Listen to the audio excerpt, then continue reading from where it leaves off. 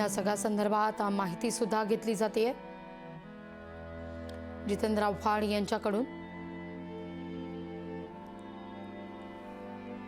अद्याप काही जितेंद्र आव्हाड या ठिकाणी काही संवाद साधणार का, काही प्रतिक्रिया देणार का, तर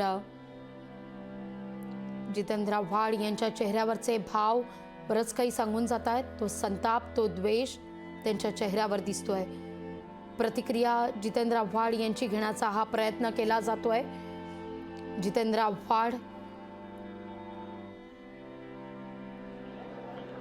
हे सध्या प्रतिक्रिया देतात का? प्रसार माध्यम प्रतिक्रिया घेण्याचा प्रयत्न करतात। आव्हाड बोलतायत, थेट जाऊया।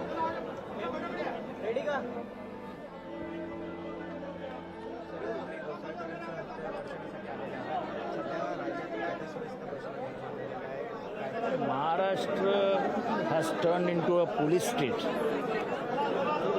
दुसऱ्या महायुद्धाच्या आधी युरोपमध्ये जी परिस्थिती होती की ज्याला कोणाला राजाश्रय असेल त्यालाच जिवंत ठेवण्यात येत होतं, ज्याचा राजाश्रय निघाला तो मृत्यूच्या दाढेत ढकलला जायचा। आज महाराष्ट्रामध्ये पोलिसांची कमी झालेली दहशत, पोलिसांमध्ये होणारा हस्तक्षेप आणि आपल्या राजकीय अस्तित्वासाठी पोलिसांचा वापर, या तिघांच्या संगमामुळे माझं स्पष्ट मत आहे की Maharashtra has turned into a police state. The democratic values संपल्या, अशी तरुण पोरं राजकारणात मरायला लागली। अशा परिस्थितीत मरायला लागली तर कुठला तरुण पोरगा ह्यापुढे राजकारणात येईल? आमच्या बायकाई पोरं आम्हाला सांगतात, सोडात आहे, बस झाले, काय चालू आहे बघा महाराष्ट्रात। जर सुरक्षित वाटणारच नसेल, आम्ही समाजामध्ये जातो, आम्ही गरड्यात असतो, कोण कुठनं गोळी मारेल काही सांगता येत ना। इतकं असुरक्षित वातावरण ह्यापूर्वी महाराष्ट्रात कधीही नव्हतं। एक पोलिसांचा धाक असायचा, तो धाकच संपलाय आणि ह्याला जबाबदार शासन आहे। शासन जोपर्यंत ॲक्शन घेताना दिसत नाही तोपर्यंत काहीच होणार नाही। पुणे झालं, कल्याण डोंबिवली झालं, आज मुंबईत झालं।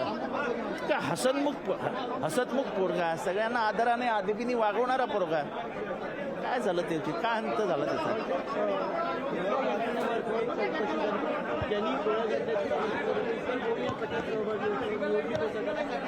त्याने झालं ते झालं, तर काय काय त्याच्यावरती काय करणार आपण? तो पण त्याने स्वतःला पण मारून घेतलं।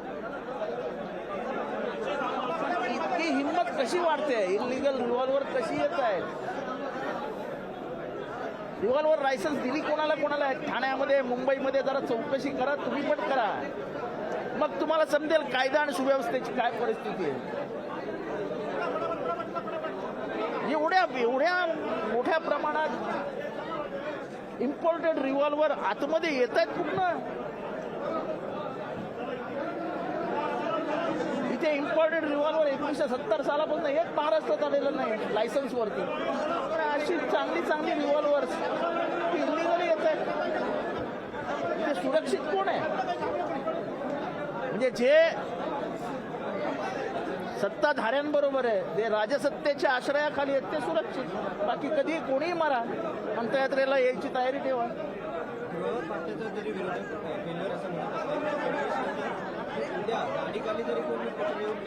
बरोबर आहे,